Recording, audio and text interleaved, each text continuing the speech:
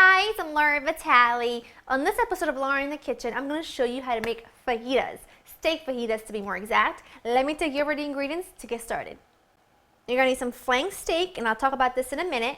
You're going to need some fresh cilantro, some garlic, some jalapenos, some scallions or green onions, whichever you call them, some fresh lime juice. You're going to need some chili powder, some ground cumin, a little vegetable oil, and some salt. Now this is just the ingredients to make the marinade for the steak. In a little bit I'll show you the remaining ingredients, but I want to go over the steak for just a quick second. Now traditionally you use flank steak, which is what I'm using today, but flank steak is better eaten when it's like a medium temperature. If you are someone who likes their steak well done or medium well, then I suggest using maybe a sirloin or a different type, because otherwise this is going to be extremely tough and really kind of difficult to eat if you cook this well done. So use a sirloin if you like it more than medium, otherwise stay with the traditional flank steak like I'm doing today. Now tip number 2, you can marinate the steak all in one piece and then cook it and then slice it thinly, or you can do what I'm doing, which is cutting it and then marinating it, because I really want that marinade to penetrate through all of my steak, and I just prefer it that way, but you can do this however you like.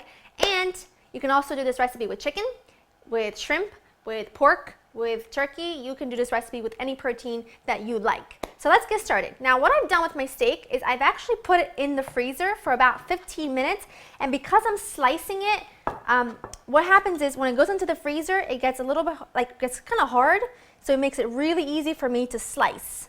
So I'm just cutting this into about, I would say, quarter-inch pieces, quarter-inch slices. And I'm just going to keep on cutting away. That's all I'm going to do for now. Now, for the flank steak, or a skirt steak or flank steak, you always want to cut against the grain. So as you can see, you've got the grain going this way, right? So I want to cut against it. Otherwise, if I were to cut with the grain, when you're eating it, it falls apart, but like shoe leather. Like, it's not very pleasant, it's a terrible texture, and you can't really get a good bite into, it gets all stuck in your teeth. So always cut against the grain when you're cooking with either skirt steak or a flank steak. So I've got all my steak cut, I'm going to wash up, and then we'll get to making the marinade. So let's get going. Now I'm going to make mine in a little food processor. You can make this in a regular food processor, you can make this in a blender, you can use an immersion blender, or you can just cut everything super fine and you just use a knife. But for me, this is super easy. So in here, I'm going to put in my cilantro,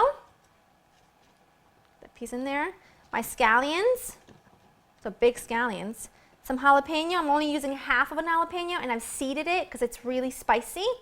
I don't want to get too hot. I'm going to juice in one lime,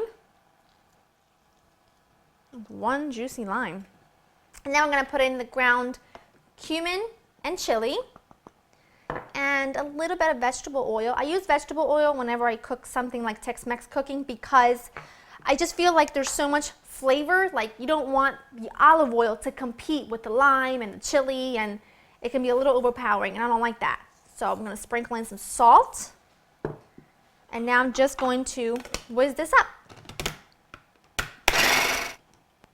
That looks exactly how I want it.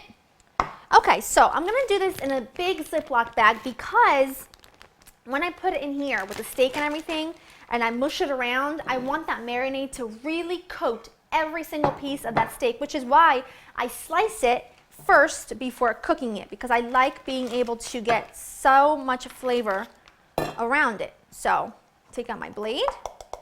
This is nice and chunky, just how I like it. Pour all of it in there. Get all the air out. And now you just want to massage it all around the steak, because like I said, you want to make sure your marinade's coating it really well. It looks great. Now I'm going to put this into the fridge, and I'm going to let it marinate for a minimum of 2 hours. I like to do this overnight if I have the time, just because I'm telling you, it makes such a difference if you allow the flavors to kind of get to know each other and penetrate the meat a little bit. It's insane. So this is going to go into the fridge for a while, and then we're going to pretty much put the whole thing together.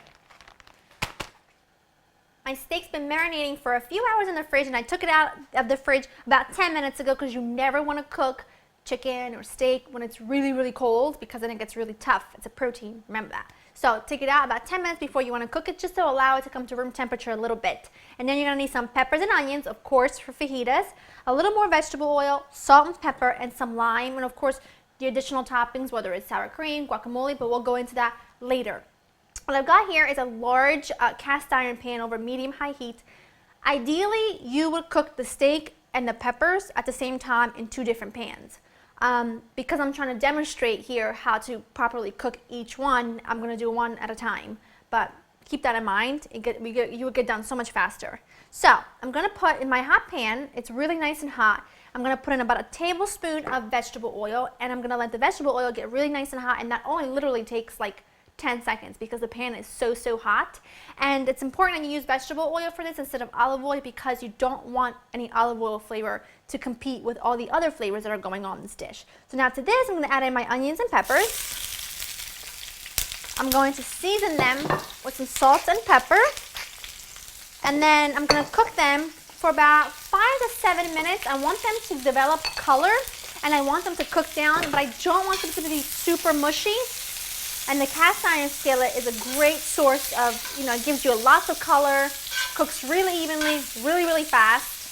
So I'm just going to let that go until they're ready, and then we'll move on to the next step. My peppers and onions are just how I want them.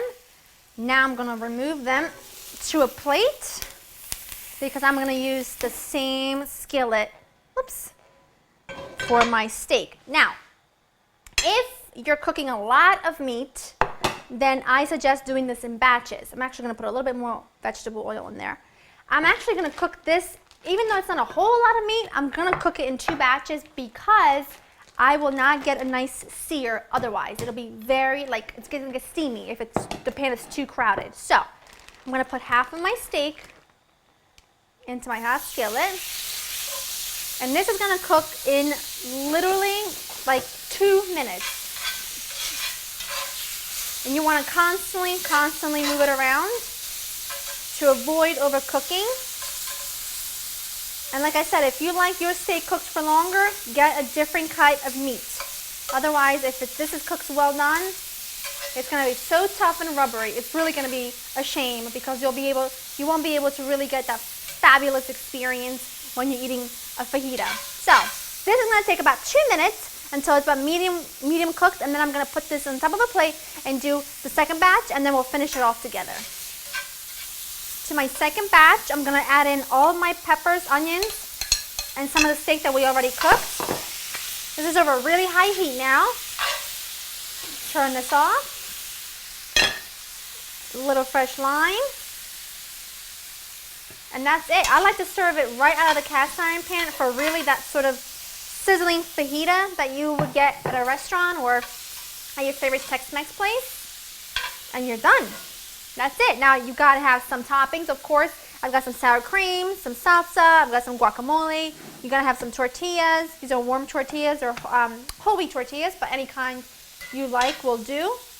And then just make one. Take some of your meat. You can add cheese to this. You can add some lettuce, some cabbage, some shredded cabbage and lettuce, play around with it. And I'm gonna go for some of the salsa and the guacamole. It's still sizzling and it's turned off. It's because that pan is so incredibly hot. So you can take this to your table and it would still be sizzling. How awesome is that? Put some guacamole. I like guacamole. I like a lot of guacamole. But for now, I'll stick to that. Wrap and roll. I'm going to cut this in half so that you can see and I can kind of eat better. Yum! Mmm. Okay.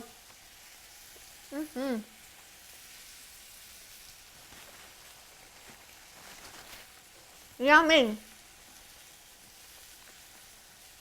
Actually, the whole pan is so good. That marinade is unbelievable. But I have to go hang out with my friends and eat fajitas. I hope you've enjoyed spending time with me. Go to www.laurenkitchen.com to get the recipe. I'll see you next time. Bye!